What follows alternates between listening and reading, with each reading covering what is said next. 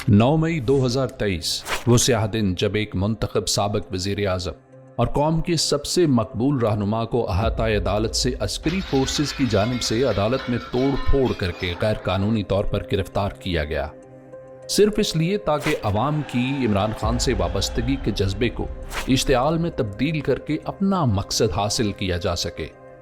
इमरान खान साहब को जब गिरफ्तार किया गया 9 मई को, तो वो जो एक वीडियो है जो आप देखते हैं जिसमें नजर आ रहा है कि इमरान खान साहब को पीछे से पकड़ा हुआ है और गिरबान से पकड़ के इमरान खान को पीछे से पकड़ के और लेके जा रहे हैं, तो ये वीडियो कभी आपने सोचा कि ये वीडियो कहां से आई थी इमरान खान की?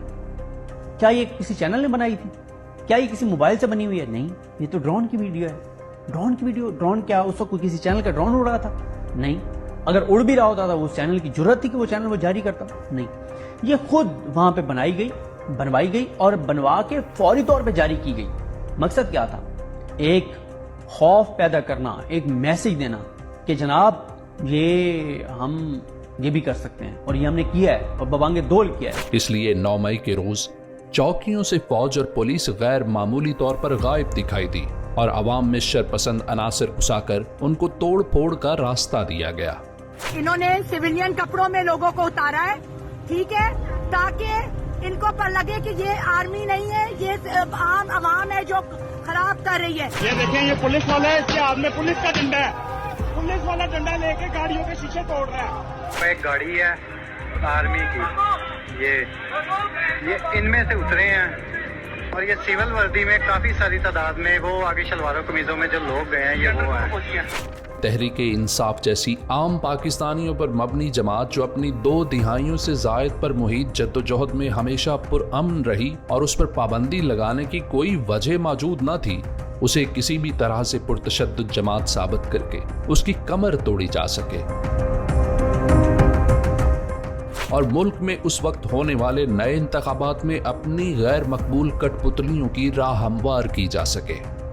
अब तक इस वाक़े की शफ़ाफ़ तहकीकात ना होना ही दरअसल इस वाक़े के फॉल्स फ्लैग होने का सबसे बड़ा सबूत है। तहरीक इंसाफ तो आज भी 9 मई के वाक़े पर शफ़ाफ़ जुडिशल कमीशन के मुतालबे पर कायम है, मगर जो इस मामले के मास्टरमाइंड्स ईवाने इक़्तिदार में बैसाखियों के सहारे बैठे हैं, वो अपना पोल खुल जाने के डर से राह फरार इख्तियार कर रहे हैं।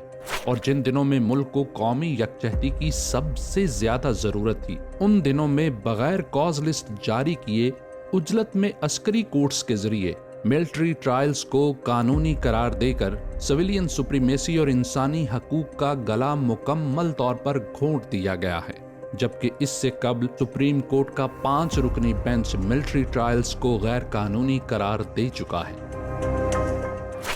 आज 2 साल गुजर जाने के बावजूद भी इस फॉल्स फ्लैग ऑपरेशन की आड़ में तहरीक इंसाफ के पुरअमन कारकुनान और लीडरशिप पर जुल्म सितम के पहाड़ तोड़े जा रहे हैं और लोगों से उनके जीने का हक छीना जा रहा है। 9 मई के बाद मुल्क भर में चार दीवारी का तकद्दुस पामाल करके रातों रात तहरीक इंसाफ से वाबस्ता 3200 अफराद की गिरफ्तारी की गई। चाहे कोई जाए वकूआ पर मौजूद था या नहीं, लेकिन सिर्फ तहरीक इंसाफ से ताल्लुक होने की बदौलत उस पर जमीन तंग की गई। माओं, बहनों, बेटियों की इज्जतों को पामाल किया गया और उनके गिरेबानों को चाक किया गया। जहाँ पे अरशद शरीफ दफन है, उस कब्रिस्तान की तरफ हमें खींच के लेके जा रहे हैं ताकि ये जो मर्जी हमारे साथ कर सके वहाँ पे। फिर चाहे सियालकोट में पंजाब पुलिस का रेहाना डार जैसी बुजुर्ग खातून से जानवरों जैसा सलूक हो, या लाहौर में डॉक्टर यास्मीन राशिद जैसी कैंसर की मरीज बुजुर्ग खातून को 2 साल मुसलसल जेल में रखकर अजियत देना हो, जबरी तौर पर गुमशुदा करके लोगों पर तशद्दुद करके जबरदस्ती बयानात दिलवाकर पार्टी छुड़वाना हो, या लोगों के गैर सियासी घर वालों और नाबालिग बच्चों को हिरासा करना और धमकाना हो, नौजवानों को मिलिट्री तहवील में देकर उनके मुस्तकबिल बर्बाद करना हो, या इमरान खान समेत मुक़य्यद लीडरशिप के मुकदमात को जानबूझकर लटकाना हो। 9 मई की आड़ में तहरीक इंसाफ का मीडिया ब्लैकआउट हो, या एक सियासी जमात को किसी भी सियासी सरगर्मी की इजाजत ना देना हो। अगर मसला 9 मई होता तो आज कोर कमांडर हाउस के सामने एक ही गाड़ी पर सवार अंदलीब अब्बास आजाद और डॉक्टर यास्मीन जेल में ना होती। ये सब जुल्म सितम और रियासत का दोगलापन वाजे करता है कि 9 मई के फॉल्स फ्लैग का मकसद एक ही था और उस दिन ये ड्रामा रचाया ही इसलिए गया था ताकि तहरीक इंसाफ को दहशतगर्द जमात साबित करके इस जमात की मकबूलियत कम की जाए। आज 2 साल गुजरने के बाद भी मुल्क पर काबिज गैर मुंतखब कठपुतली टोला और उसके हैंडलर से 9 मई 2023 के हवाले से चंद ठोस सवालात के जवाबात देने से कासिर है। इन जवाबात की 2 साल से पूरी कौम मतलाशी है। सबसे पहला सवाल, इस वाक़े की सीसीटीवी फुटेज आज तक कहां गायब है? इस वाक़े की सीसीटीवी फुटेज को अदालतों में पेश करके दूध का दूध पानी का पानी क्यों नहीं करवा लिया जाता? दूसरा सवाल, 9 मई 2023 से कबल इमरान खान को रेंजर्स ने अहाता अदालत से गैर कानूनी तौर पर तोड़ फोड़ करके और अदालत की तौहीन करके गिरफ्तार किया। क्या इस तर्ज पर कौम के सबसे मकबूल लीडर की गिरफ्तारी का मकसद सिर्फ कौम को इश्तियाल दिलाना था? तीसरा सवाल, अवाम जब कोर कमांडर हाउस की जानिब एहतजाज के लिए रवाना हो रही थी तो पंजाब पुलिस पीछे क्यों और किसके हुक्म पर हटती चली गई? बात बात पर दफा 144 नाफिज करने वाली पुलिस और तहरीक इंसाफ की छोटी छोटी रैलियों पर क्रैकडाउन के लिए हर दम मुस्तैद रहने वाली पुलिस आखिर उस रोज क्यों गायब रही? लाहौर कैंट के वो इलाके जहां आम दिनों में चिड़िया पर नहीं मार सकती, जहां जा बजा फौज की अपनी चौकियां मौजूद हैं, वहां अवाम का जमे गफीर जमा होने क्यों दिया गया? चौथा सवाल, 9 मई को तहरीक इंसाफ के 8 से 10 कारकुनान शहीद किए गए। इन शोहदा का कातिल कौन है? ऐसा कैसे मुमकिन है कि शहीद भी तहरीक इंसाफ के कारकुनान ही हुए और दहशतगर्द भी वही कहलाए, जबकि दूसरी जानिब किसी इंसान को खराश तक नहीं आई? पांचवां सवाल, 9 मई को रेंजर्स ने अदालत में किसके हुक्म पर अपनी हदूद से तजावुज करते हुए तोड़ फोड़ की और हाई कोर्ट का तकद्दुस पामाल किया?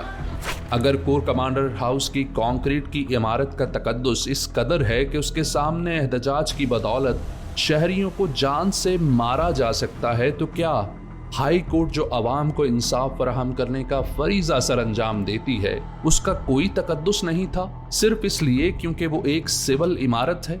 छठा सवाल, इस वाक़े के मुकदमात को मिलिट्री अदालतों में क्यों चलाया जा रहा है? कोई नहीं, कायम है, चलता है। सिविल अदालतों में चलाकर दूसरी तरफ का मौक़िफ़ सिर्फ इसलिए नहीं सुना जा रहा ताकि अवाम को हक़ाइक़ का इल्म ना हो सके? सातवां सवाल, अगर 9 मई इतना ही नाकाबिले मुआफ़ी जुर्म था, फिर उन लोगों को मुआफ़ क्यों कर दिया गया जिन्होंने एक बयान देकर तहरीक इंसाफ छोड़ दी, हालांकि वो उस रोज जाए वक़ुआ पर मौजूद और अवाम के साथ साथ थे?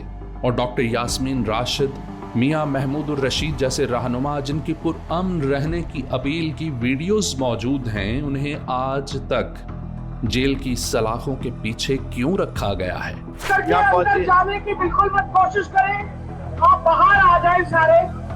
अब प्रोटेस्ट करने आए हैं, वो कह रही हैं कि आप कोर कमांडर हाउस में एंटर होने की कोशिश ना करें। ये वो सवाल हैं जिनका जवाब अगर हाकिम वक्त के पास मौजूद होता तो आज अवाम एक तरफ और हुक्मरान तबका दूसरी जानिब ना खड़ा होता। इन सवालात के जवाबात ना होने का मतलब एक ही है कि 9 मई का वाकया एक फॉल्स फ्लैग प्लांटेड ऑपरेशन था, जिसका मकसद सिर्फ और सिर्फ तहरीक इंसाफ को कुचलने के लिए एक स्टेज तैयार करना था।